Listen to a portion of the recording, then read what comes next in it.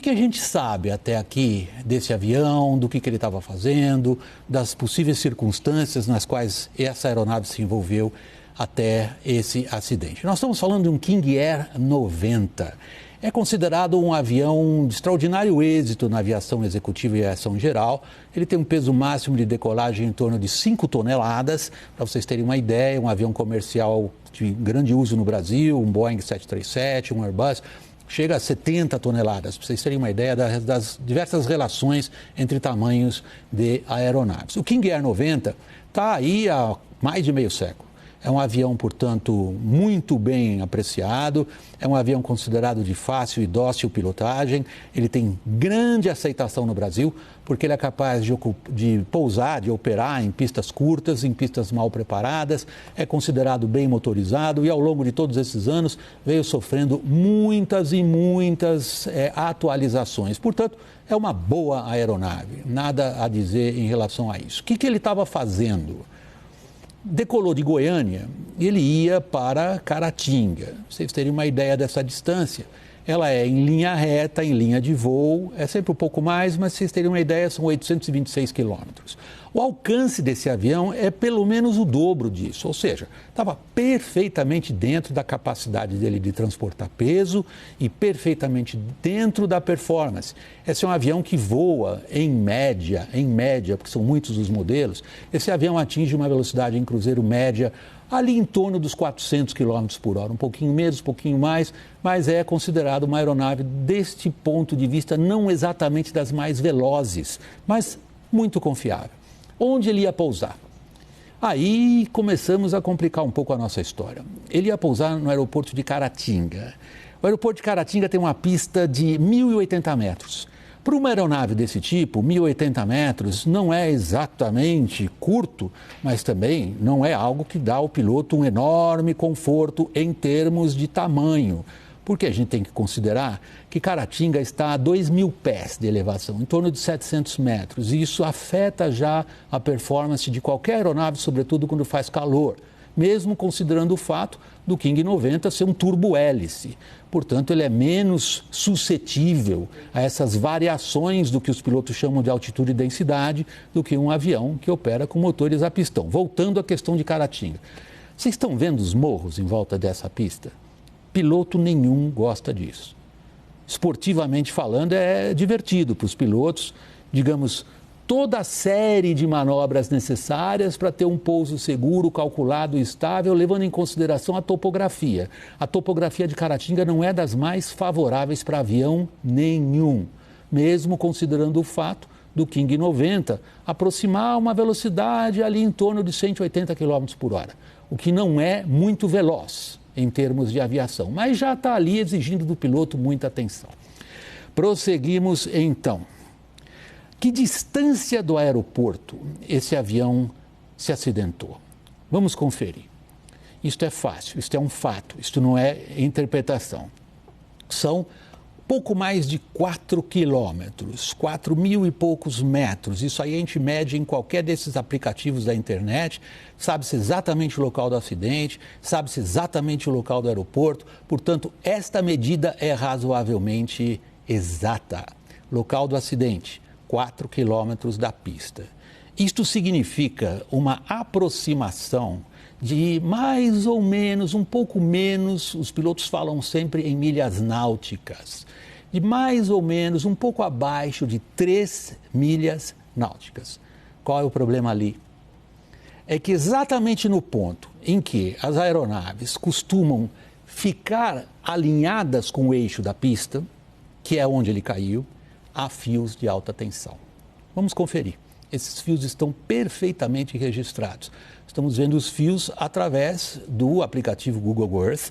Qualquer um de vocês pode conferir o que nós fizemos. Fios presos a torres de alta tensão deste porte, mais ou menos 35 metros de altura tem uma torre dessas. Então podemos considerar que os fios estavam no mínimo a 35 metros acima do solo e vamos considerar que as torres, por sua vez, estavam em cima de morros que também têm uma elevação. Esse cálculo razoavelmente, digamos, bruto que nós estamos fazendo, Permite, porém, que a gente veja uma outra questão. E aí nós começamos a falar diretamente do acidente. Existe um cálculo na cabeça de todo piloto quando vai pousar por regras de voo visual num aeroporto desconhecido, que é manter uma rampa, como os pilotos dizem, ou seja, um ângulo de descida que lhe permita ter a aeronave perfeitamente controlada em termos de direção para onde ela vai, mas principalmente em termos de quanta altitude ele perde por distância que ele percorre. Vamos voltar para o nosso cálculo. O cálculo é o famoso 1/3, que todo mundo aprende no aeroclube logo no começo. Se falta 1 milha para chegar na pista, eu tenho que estar a 300 pés acima do solo. Se faltam 2 milhas para eu chegar na pista, eu preciso estar a 600 pés acima do solo. O King 90, no qual se acidentou a cantora, ele bateu a 2,6 milhas do aeroporto. Ou seja, ali onde ele se chocou com o fio de alta tensão, ele teria que estar a 780 pés. Continha simples, certo? Pois os fios de alta tensão ali estão a mais ou menos 300 pés. Em outras palavras, este avião voava naquilo que os pilotos chamam consideravelmente abaixo da rampa. Nós queremos trazer um vídeo para vocês que circula nas redes sociais, tirado da cabine de um outro avião de pequeno porte, um bimotor também, nada a ver com esse King, para vocês terem uma ideia da sensação do piloto nesse momento de aproximação com essa, olhem bem, à esquerda está sentado o comandante, o avião é um Baron, é um avião a pistão, bimotor, muito bem consolidado. Olhem para baixo, à esquerda, vocês vão ver a estrada e a cachoeira ali na frente. É nesse ponto que ele bateu no fio de alta tensão. Este avião, o Baron, passou, como a gente diz na aviação, alto. O King passou ali baixo, em termos relativos. Olha a cachoeira ali onde o King caiu. A câmera agora vai levar o olho de vocês em direção à pista, que os olhos treinados de um piloto conseguem identificar lá na frente, lá longe no horizonte. É esta a visão que o piloto queria ter. Vamos ver do ângulo invertido agora? Eixo invertido? Como é que é estando na pista e vendo um avião, nesse caso é um King Air, se aproximar? Percebam que esses morros, para quem não é da região, para quem não conhece, dão inevitavelmente um nervosismo muito grande em qualquer piloto. Resumindo, então, o que nós podemos dizer a respeito dos fatos. Nós temos exatamente calculado em que ponto o avião caiu.